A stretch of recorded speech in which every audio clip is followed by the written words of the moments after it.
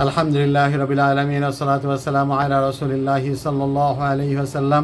প্রিয় সবাই, খুবই গুরুত্বপূর্ণ জরুরি বিষয় নিয়ে আলোচনায় বসেছি। সেটি হচ্ছে জাহান্নাম থেকে বাঁচার উপায় কী, আর সেটির জন্যে আমাদেরকে কবিরা গুনাহগুলোকে চিনতে হবে। আর এই কবিরা গুনাহগুলো হচ্ছে বড় বড় গুনাহ, যে সমস্ত গুনাহ আল্লাহ সুবহানাহু ওয়া তাআলার কাছে ক্ষমা ছাড়া, মাপ পাওয়া ছাড়া আর কোনো উপায় নেই জাহান্নাম থেকে বাঁচার। এবং এই ক্ষমা পেতে গেলে আমাদেরকে তওবা করতে হবে, অর্থাৎ ওই গুনাহগুলোকে, যে প্রচণ্ড রকমের খারাপ কাজ, আমি যে প্রচণ্ড রকমের খারাপ কাজ করেছি, মনে যে আমি এটার জন্যে আমি দুঃখিত, আমি লজ্জিত, আমি আল্লাহর কাছে এর জন্যে মাপ চাই, আমি যে অপমানিত, এর জন্যে আল্লাহর কাছে মাপ চাই, এই গুনাহগুলো আমি আর কোনো দিন করবো না, এই প্রতিজ্ঞা সহকারে, অর্থাৎ খাসভাবে যদি আমি আল্লাহর কাছে যদি তওবা করি, সেই তওবা আল্লাহ সুবহানাহু ওয়া তাআলা কবুল করবেন। এবং আমি মনে মনে প্রতিজ্ঞা করব এবং আল্লাহর কাছেও প্রতিজ্ঞা করব যে আমি আর এই গুনাহগুলো করব না, তাহলে আল্লাহ সুবহানাহু ওয়া তাআলা ক্ষমা করবেন। এই যদি না করি, আমি যদি এভাবে মারা যাই, কবিরা গুনাহ নিয়েই যদি আমি মারা যাই, তাহলে আমি নিশ্চিত জাহান্নামী। তার মানে কবিরা গুনাহ হচ্ছে বড় বড় গুনাহ, যে গুনাহগুলোর পরিণাম হচ্ছে জাহান্নাম। এছাড়াও আরেকটি গুনাহ আছে সগীরা গুনাহ, ছোট ছোট গুনাহ।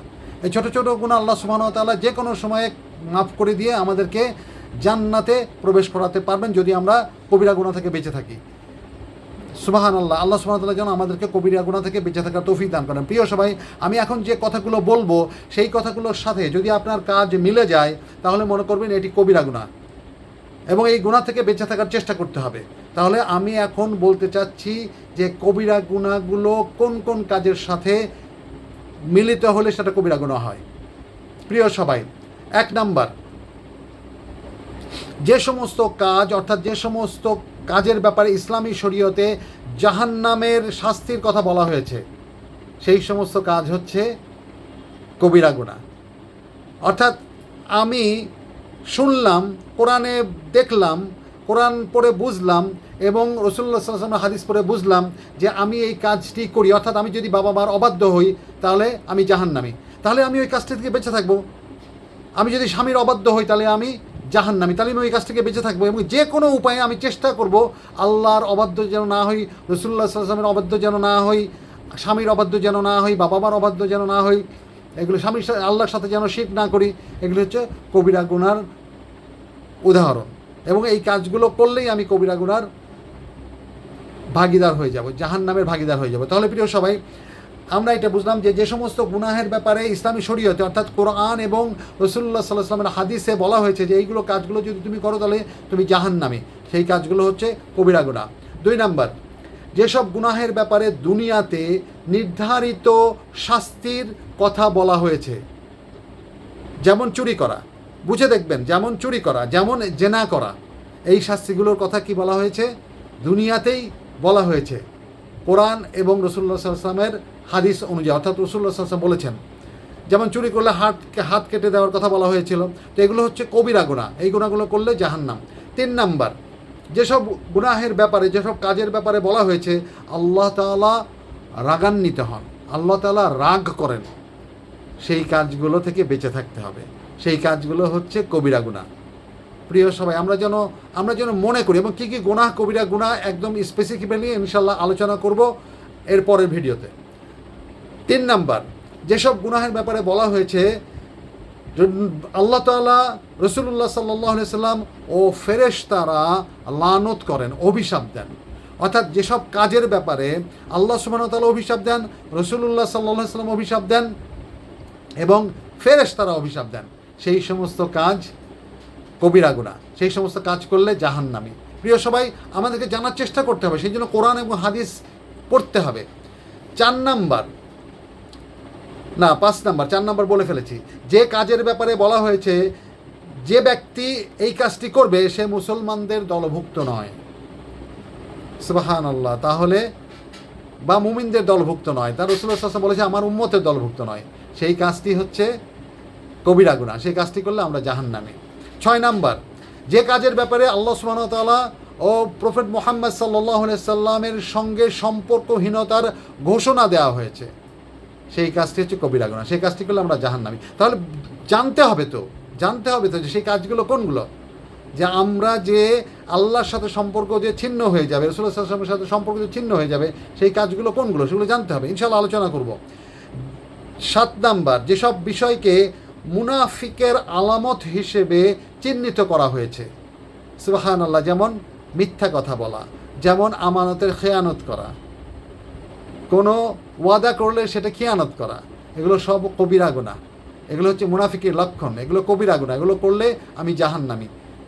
প্রিয় সবাই, নাম্বার 8, যে কাজে ঈমান নাই অথবা তোমার মধ্যে ইসলাম নাই, তুমি মুসলিম না, তুমি মুমিন না, সেই কাজগুলো হচ্ছে কবিরা গুনাহ, সেই কাজগুলো থেকে বেঁচে থাকতে হবে। তাহলে জানতে হবে কোন কাজগুলো আমি করলে আমি মুসলিম থেকে বের হয়ে যাব, আমি ইসলাম থেকে বের হয়ে যাব, আমি মুমিন থেকে বের হয়ে যাব, আমি ইমানদার থেকে বের হয়ে যাব।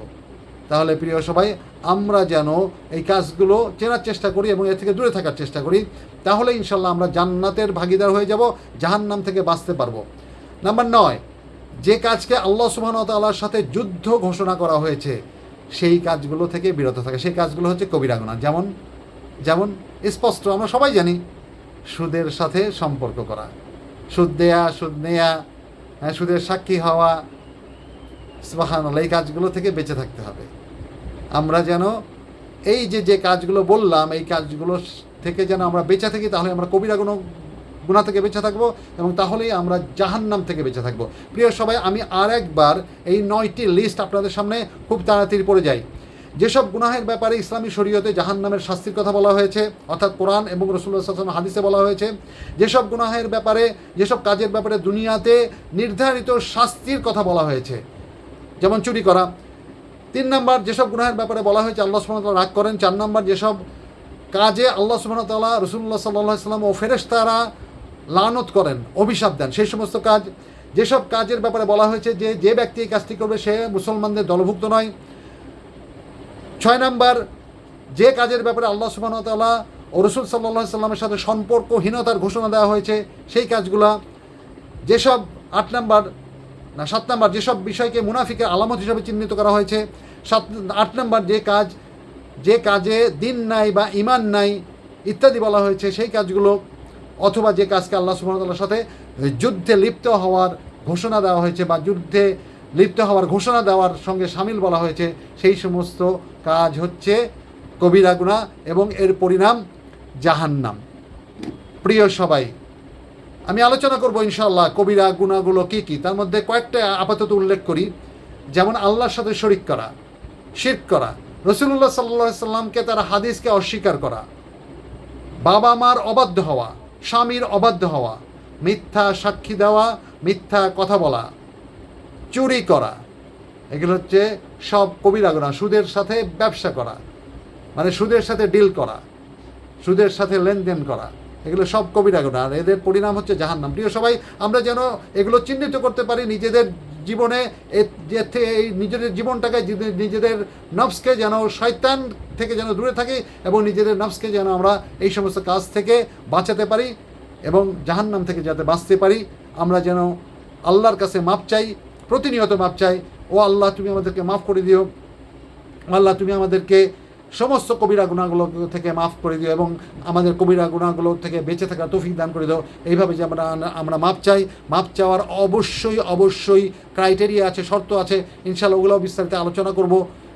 আল্লাহ সুবহানাহু ওয়া তাআলা আপনাদের সবাইকে ভালো রাখুক।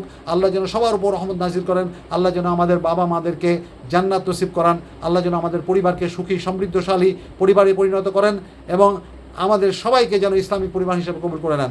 আসসালামু আলাইকুম ওয়া রাহমাতুল্লাহি ওয়া বারাকাতুহু।